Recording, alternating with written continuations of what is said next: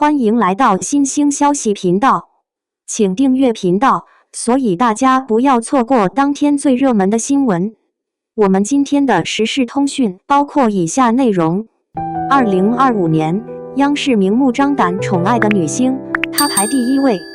在娱乐圈，能被央视点名推崇的演员，往往意味着他们已经不仅仅是某个影视作品的主角，而是被赋予了某种行业标杆的意义。2025年伊始，有一位女演员格外引人注目，她就是被称为吃货女神的谭松韵。提起她，你或许会想起《甄嬛传》里天真烂漫的纯儿，或是《锦衣之下》里机灵可爱的袁今夏，又或者是《明初奇人传》中的溪水。这些角色虽各不相同，却都因为谭松韵的演绎而鲜活生动。而让人感到震惊的是，2025年1月，央视点名播放她的3部剧，并且在风云剧场进行轮播。这样的明目张胆的宠爱，几乎就是在向全国观众宣布：谭松韵，你们必须记住这个名字。但若追溯她的成长与奋斗，你会发现，这份宠爱背后，其实是她一路低调坚持、默默付出的必然结果。从泸州走出的女孩，父母的爱是全部的底气。1990年，谭松韵出生在四川泸州叙永县。作为家里的独生女，她自小就被父母宠爱有加，家境并不富裕，却从来没有阻止过她的梦想。15岁那年，她萌生了当演员的想法。很多父母可能会犹豫、担忧，甚至反对，但谭松韵的父母却选择无条件支持，把资料送到影视公司。正是这种支持，让她第一次与演艺圈结缘。然而，理想的光鲜远不如现实的冷酷。她多年跑龙套，几乎没有人关注。尤其是在高考落榜的那一年，亲戚们都劝她放弃拍戏，走一条稳妥的路。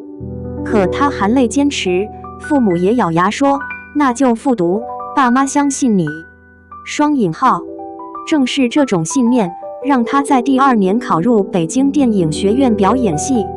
拿到录取通知书的那一刻，一家人抱头痛哭，那是对坚持的最好回应。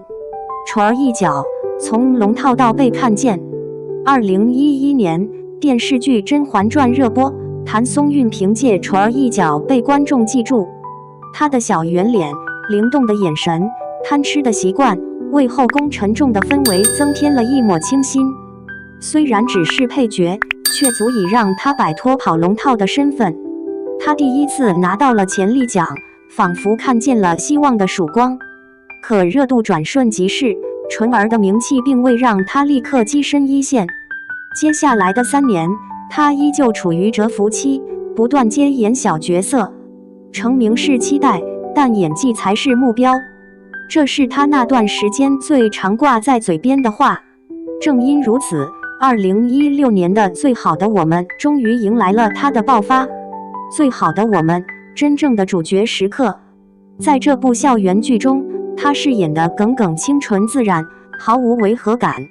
观众们仿佛看见了青春时期的自己，纷纷为她的演绎买单。此后，《狐狸的夏天》《浪花一朵朵》等作品相继上线，她逐渐开始接触职场剧，演技和人气双双上升。父母每一次都会守在电视机前，反复观看女儿的戏份，满脸自豪。谭松韵似乎终于要迎来事业的顺风期，可就在2018年，她的人生却迎来了毁灭性的打击。至暗时刻，丧母与不公。2018年初，母亲因遇到富二代醉驾飙车而不幸身亡。突如其来的噩耗让她崩溃，她拿出全部积蓄祈求医生救治，可最终没能挽回母亲的生命。更让人愤怒的是，明明是铁证如山的案件，却因为对方的背景、证据消失、证人沉默，办案人员推诿。作为受害者家属的她，反倒一度被舆论误导，承受了2次伤害。网友们对此议论不断，有人心疼一个弱女子失去母亲，还要面对舆论的苛责，真的太不公平了。也有人冷漠，谁让她是明星呢？公众人物就该承受更多压力。双引号，在一次综艺节目上，何炅忍不住替他发声，还原真相，这才让舆论开始转向。最终，肇事者在2020年受到应有的惩罚。这场风波几乎摧毁了他，却也让他更加坚韧。锦衣之下，事业与泪水交织。2019年，锦衣之下开播，他与任嘉伦合作出演的袁今夏灵动可爱、真挚勇敢，让无数观众沉迷在故事里。这是他事业的又一次腾飞，但此时的他却再也无法与母亲分享喜悦。他在一次采访中哽咽着说：“我最大的愿望就是梦到妈妈。”这句话让无数粉丝泪目。有人感叹，原来坚强的外表下藏着那么多痛苦。双引号，央视的宠爱，实力与人品的双重肯定。2025年1月，央视点名播放谭松韵3部作品，并进行轮播。要知道，央视的推荐并不只是商业行为，更像是一种国家级的认可。这份殊荣引发了网友的热烈讨论。支持派，央视选他没毛病，他演技好，作品优质，人品也干净。质疑派，为什么不是赵丽颖、杨紫这种收视女王？谭松韵到底凭什么？中立派，他低调努力，但央视是否也在尝试扶持新一代？这也值得思考。双引号，无论如何，谭松韵这个名字再一次被全国观众记住。作品沉淀，亲情与爱情的双重打动。近年来，谭松韵主演了以家人为名、向风而航、归路再见、李可乐等多部作品。她演的亲情戏总能勾起观众心底最柔软的地方，她演的爱情戏则能让人感受到少女心的悸动。